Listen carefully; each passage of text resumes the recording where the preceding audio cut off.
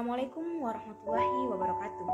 Salam sejahtera untuk kita semua. Terima kasih kami ucapkan kepada Bapak Rahmatullah Jafar, SIP MSI, selaku dosen pengampu mata kuliah Pendidikan Pancasila, karena pada kesempatan kali ini kami dari kelompok 1 kelas PAN 50 akan memaparkan materi dengan tema Hakikat Nilai-Nilai Pancasila dengan judul makalah Ancaman Nyata bagi Pemuda Tanah Air terhadap Terorisme, Radikalisme, dan Narkotika.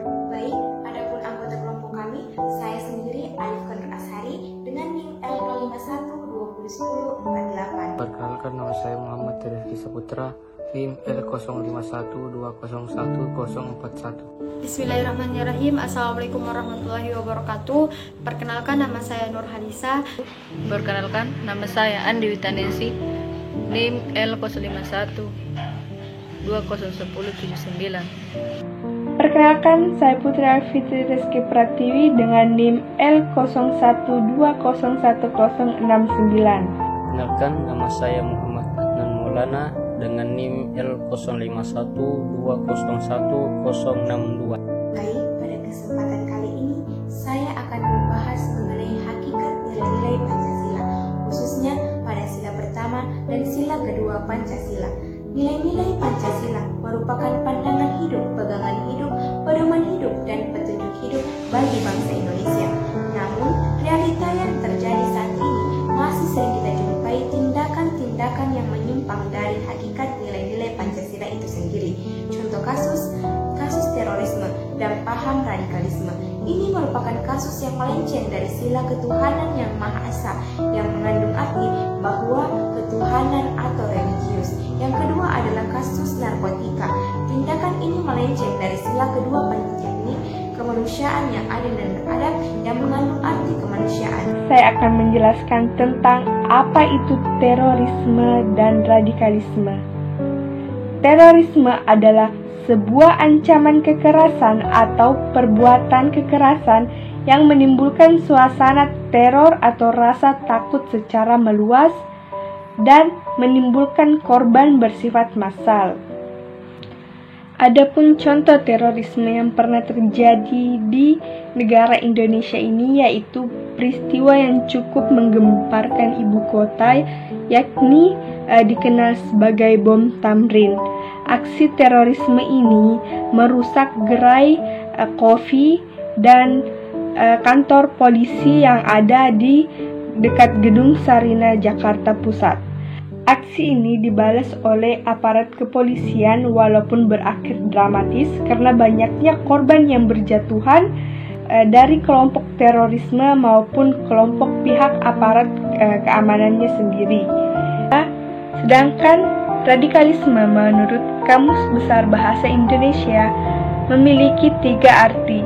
Radikalisme adalah paham atau aliran yang radikal dalam politik atau sikap ekstrim dalam aliran politik.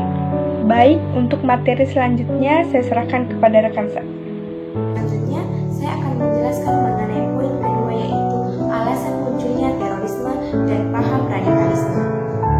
Masalah terorisme dan paham radikalisme merupakan suatu kasus penyimpangan terhadap hakikat nilai-nilai yang ada pada Pancasila, khususnya pada sila pertama, ketuhanan yang Maha Esa.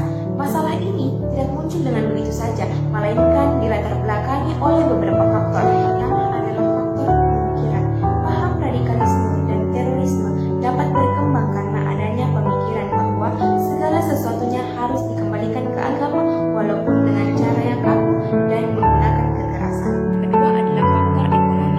Masalah ekonomi juga berperan membuat terorisme dan radikalisme muncul di berbagai negara. Sudah menjadi kodrat manusia untuk bertahan hidup, dan ketika terdesak karena masalah ekonomi, maka manusia dapat melakukan apa saja termasuk meneror manusia lainnya. Ketiga adalah faktor politik. Adanya pemikiran sebagian masyarakat bahwa seorang pemimpin negara hanya berpihak pada pihak tertentu, mengakibatkan munculnya kelompok-kelompok masyarakat yang terlihat ingin menegakkan keadilan. Kelompok-kelompok tersebut biasanya terdiri dari kelompok sosial, kelompok agama, maupun kelompok politik. Keempat adalah faktor sosial. masih erat kaitannya dengan faktor ekonomi. Sebagian masyarakat kelas ekonomi lemah umumnya berpikiran sempit sehingga mudah percaya kepada tokoh-tokoh yang radikal karena mereka menganggap bahwa perubahan tersebut dapat memberikan perubahan yang drastis pada kehidupan mereka. Selanjutnya, faktor psikologis. Nah, dalam hal ini peristiwa pahit dalam hidup seseorang juga dapat menjadi faktor penyebab radikalisme dan terorisme. Masalah ekonomi, keluarga, percintaan, rasa benci, bahkan dendam, semua ini berpotensi membuat seseorang menjadi radikalis. Nah, faktor selanjutnya adalah faktor pendidikan. Pendidikan yang salah merupakan faktor penyebab munculnya radikalisme dan terorisme di berbagai tempat, khususnya pendidikan agama. Tenaga pendidik yang memberikan ajaran dengan cara yang salah dapat menimbulkan paham-paham radikalisme dalam diri seseorang. Nah, yang terakhir adalah ideologis anti-westernisme. Nah, yang dimaksud di sini adalah westernisme merupakan suatu pemikiran yang membahayakan seorang muslim dalam mengaplikasikan syariat-syariat Islam, sehingga simbol-simbol barat harus dihancurkan demi menegakkan syariat-syariat Islam. Nah, itulah tadi ketujuh hal yang memicu munculnya paham-paham radikalis dan terorisme khususnya di Indonesia. Di sini saya akan membawakan materi ketiga, yaitu solusi mencegah radikalisme dan terorisme. Adapun solusi mencegah radikalisme dan terorisme, yang pertama, meminimalisir kesenjangan sosial. Kedua, memahamkan ilmu pengetahuan dengan baik dan benar. Apabila pemahaman kita akan ilmu pengetahuan baik atau ilmu umum atau ilmu agama sudah tercapai, maka yakinlah kokohan pemikiran yang dimiliki akan semakin kuat. Dengan demikian, kita tidak akan mudah goyah dan terpengaruh terhadap pemahaman radikalisme sekaligus tindakan terorisme. Dan ketiga, menyaring informasi yang didapatkan. Nah, di sini kita perlu menyaring informasi yang didapatkan. Kita harus pintar-pintar menyaring informasi. Apakah informasi ini fakta atau hoax?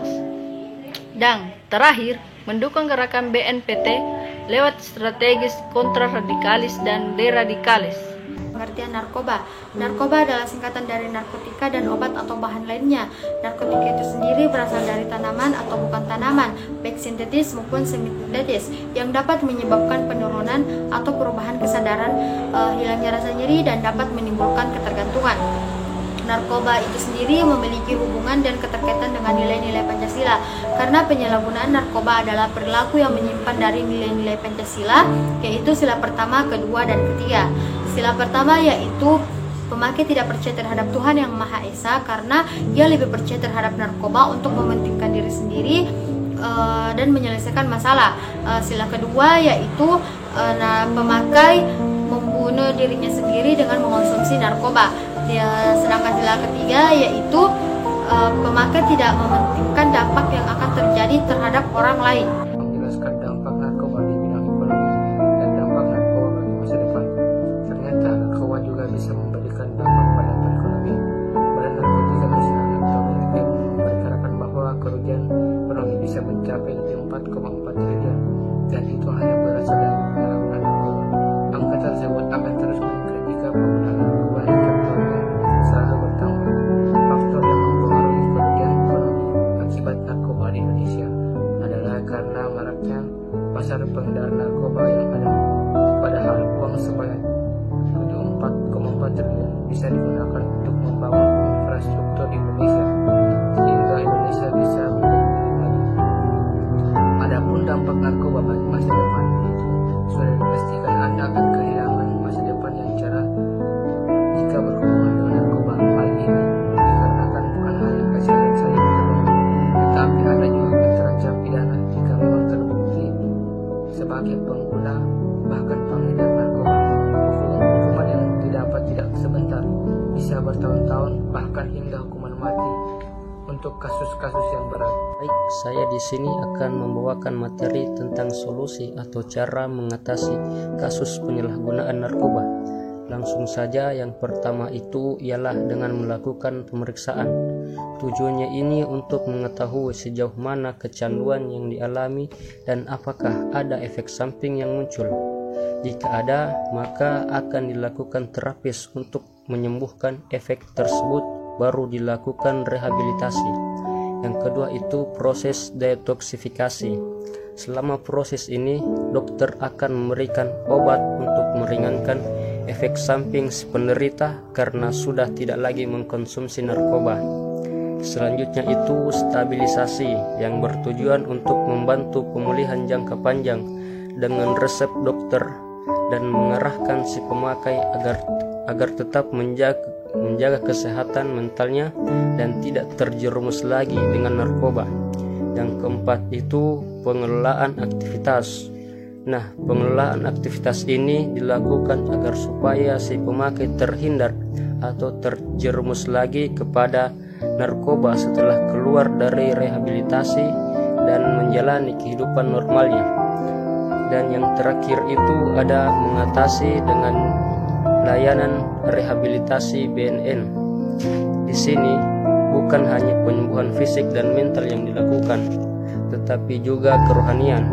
Nah, beberapa di antaranya ialah yang pertama itu rehabilitasi medis, yang kedua rehabilitasi sosial, yang ketiga kegiatan kerohanian, dan yang terakhir itu peningkatan kemampuan. Baik, itulah tadi pembawaan materi dari saya. Terima kasih atas perhatiannya.